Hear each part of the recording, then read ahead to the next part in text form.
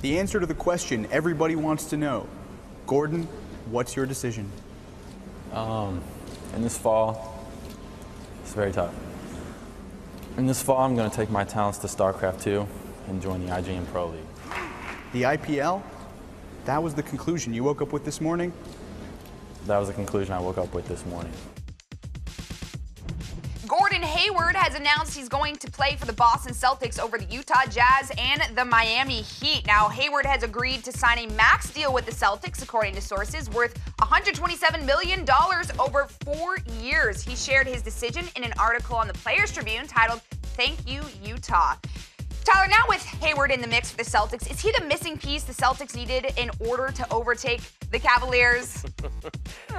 He's a nice piece, but he's not the missing piece. You needed to add, and this is not to take a shot at Gordon Hayward, I just think this is the reality of where LeBron is at in his career right now as the best player on planet Earth and having help like Kyrie and Kevin Love. They've been to 3 straight NBA Finals, the Cavs in the Eastern Conference, and adding Gordon Hayward, someone who's maybe a top 30 player in the NBA, you need to add a top 5 player to this Boston Celtics team to really compete with the Cleveland Cavaliers. If they added a James Harden, if they added a, Russell Westbrook or a Kevin Durant, not saying that any of those were possible, but I'm just giving you an idea. They needed to add a player of that caliber.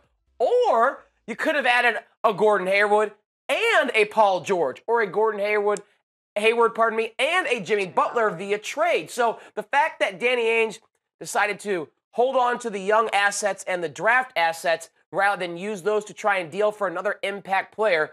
Signing Gordon Hayward's nice, but I don't think he alone added to that Boston core that, again, was the 1 seed in the East last year, is enough to beat the Cleveland Cavaliers. Yeah, you look at how much weaker the East is now with a lot of big names going to the West. Do you see the Celtics giving the Cavaliers, or actually making it to the Eastern Conference Finals with the Cavaliers, or do you see another team battling for that spot? No, I do think the Boston Celtics are right now clearly the second best team in the Eastern Conference, especially with the addition of Hayward. I do think if he went to Miami, that could have made the Miami Heat the second best team in the Eastern Conference with the way they finished last year, going 30-11 the second half of the season, having Hassan Whiteside, and if they are able to bring back Deion Waiters and James Johnson, if that was Gordon Hayward's decision to go to South Beach, then maybe I would have looked at them like that. The Wizards have to be considered as such, but now is Otto Porter going to be there, or is he going to go somewhere else? But clearly it's the Cavs, then it's the Celtics, then it's everyone else in the East. Yep.